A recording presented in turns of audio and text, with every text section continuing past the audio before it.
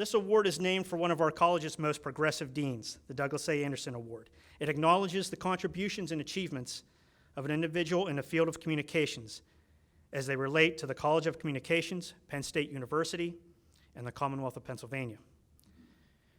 Jim Gardner's amazing career in broadcasting began over 40 years ago at Columbia University. 6 years later, just 6 years later, he would leave New York State and arrive in Philadelphia at WPVI. 1 year after that, Jim became the anchor of the 6 and 11 p.m. news broadcasts, a seat that he still holds today. It's written that Jim believes that in order to be a good anchor, you must first be a good reporter. And he has traveled the world reporting on some of the biggest events in recent memory, to include the return of American hostages from Lebanon, the fall of the Soviet Union, and the list goes on and on.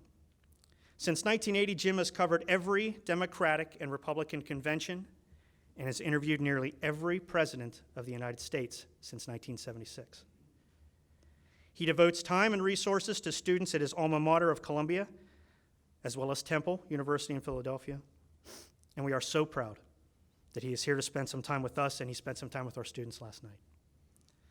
Please join me in welcoming to the stage a very, very worthy recipient of the Douglas A. Anderson Communications Award, Mr. Jim Gardner.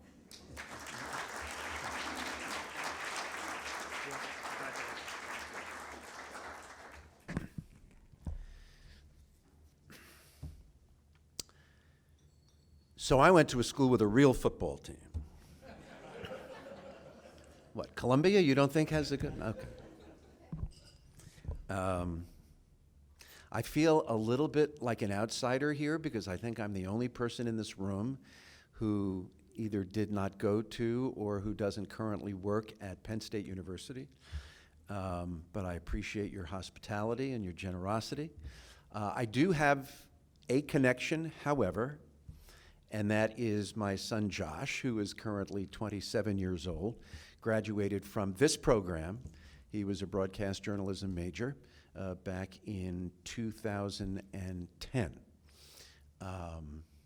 So I did write enough tuition checks that I don't feel guilty eating your food. Is Jamie Perry here? Jamie isn't here, is he? No.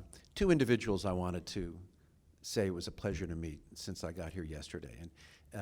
And I was looking forward to meeting Jamie, who made Josh's transition here as a transfer student tremendously comfortable. And you know, there are a couple of Penn State folks at WPVI in Philadelphia, and I always ask, did you know Jamie Perry? Was he your advisor? And the smiles and the laughter that are subsequent to that question, you know, always the same thing. And Mike Poorman was a pleasure to meet, actually, for the first time.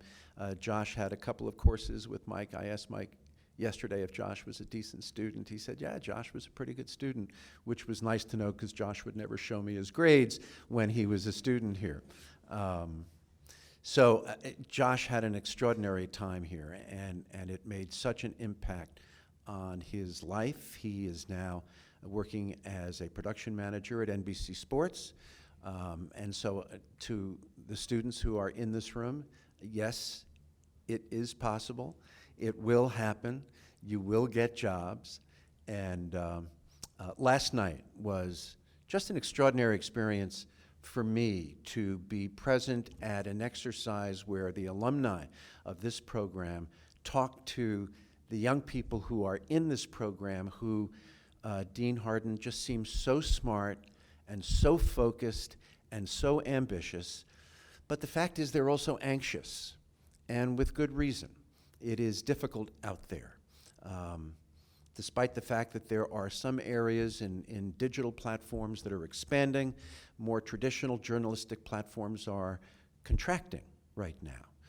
Jobs are being lost. Layoffs are being announced. It is a very difficult time.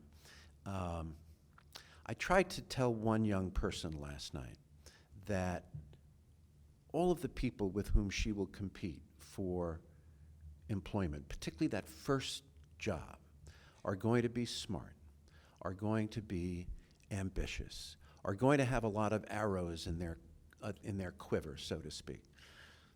my view is that the thing that separates in very large degrees those who become frustrated and those who are successful is a four-letter word, and it's grit. It is a word that has gained a lot of popularity in our vernacular recently. There's a professor at the University of Pennsylvania whose name is Angela Duckworth. She's a MacArthur Genius Grant recipient 4 or 5 years ago, and she's building an academic career out of the word grit. It is becoming essential to succeed. Courage, resilience, being able to stay with the task, having long-term goals and not losing sight of them despite obstruction, despite all the difficulties that will come your way, and there will be difficulties that come your way. I just want to impress upon young people that grit may be the most important quality that you can bring to the game, both in trying to get that first job and after you get that first job, because fortunately or unfortunately, life is a competition. You know, you're never going to stop being evaluated. That's just the way it is, particularly in this business. You'll be evaluated by the size of your audience every day. You'll be evaluated by the relationship that you establish with an audience over a period of years or even decades. Grit is really important. I had a class in college. It was absolutely a gut, but it has stayed with me in a very important way. A man by the name of Fred Friendly, who had just retired as president of CBS News and had been the producer for Edward R. Murrow when Edward R. Murrow was just paving new paths in the field of journalism and in American history. In the second or third lecture, asked us, did Fred Friendly, so what does everybody think of the whole concept of objectivity in reporting? And being, you know, dutiful young students who thought that we knew much more than we did, all of us said, oh, it's one of the most important things you can do as a reporter, as an editor, be objective. He said, I don't think so. He said, let me ask you how a white person and a black person arrive at the same objectivity when they go to an event to report a story. How does a man and a woman arrive at the same objectivity when they go to an event or to write a story? How does a person whose parents or who grew up in an affluent environment as opposed to someone who grew up impoverished bring the same objectivity when they go to the scene of a story? We are a sum of all of our life experiences, and when we interpret even something that we see as a simple event or as fact, it's very, very difficult. We can aspire to it, but it's very, very difficult to filter out what our life experience has been. He said, I don't love the word objectivity. The word that I think is an obligation, an essentiality, is the word fair.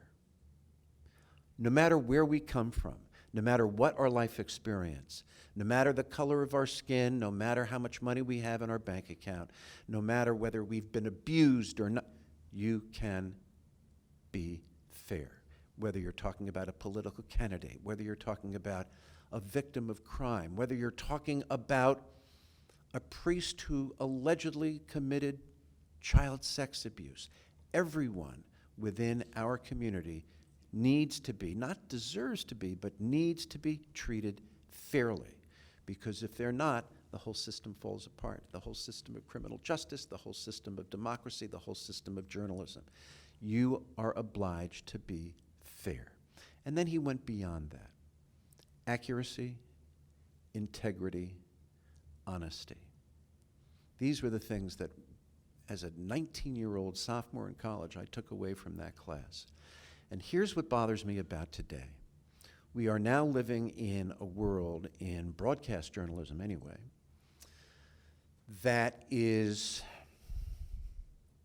moving so fast in terms of our technological ability to do new things. The bells and whistles, and that's a bad way of saying it because it makes it sound trivial, but the technological stuff that we now have at our disposal allows us to do things that we couldn't even dream of when I came into this business. When I came into this business in 1974, we were shooting film. And if you wanted that film to get on the air, it had to be, we called it the soup. It had to be in the soup, 45 minutes to an hour before the newscast, so it could develop, and then you had film strips, and you had to edit it with an editing block. Today, we have wireless transmission devices. I don't know, Jane, what you use. We use DeGero at Channel 6 in Philadelphia.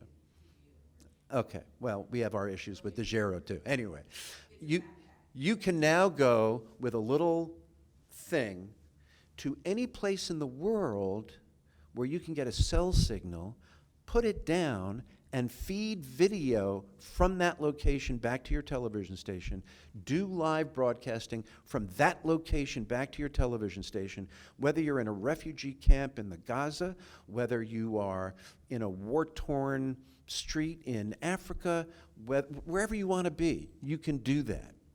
My problem is that with all of this ability, I think occasionally those of us in the broadcast industry lose touch with, lose contact with those 4 words that are ancient by comparison. Honesty, integrity, accuracy, and fairness. If we're not those things, all of the technology that we have means nothing. In fact, it leads us down paths that are ominous for ourselves and for our viewers and for our readers.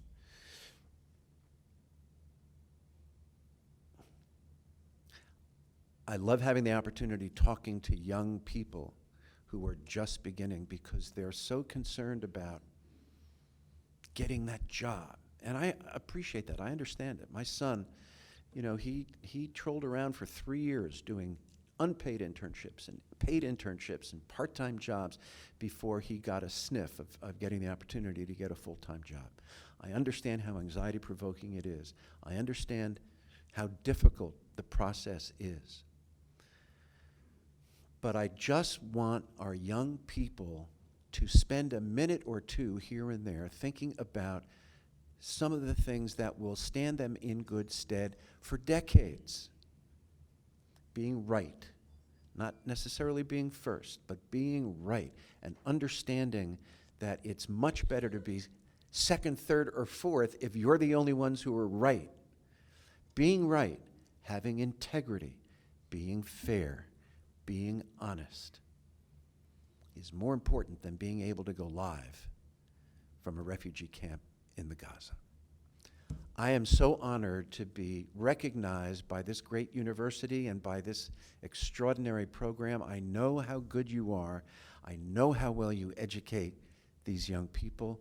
I understand what you're saying, Jane, about young people who are going into journalism needing to acquire substantive knowledge about the major challenges of our society, and I fully, fully agree with you. But I also believe that learning how to communicate and learning both the challenges and the joys of this business is something that is a noble effort, a noble opportunity on the part of our universities. And I commend you, and I'm so grateful and humble for being here. Thank you so much.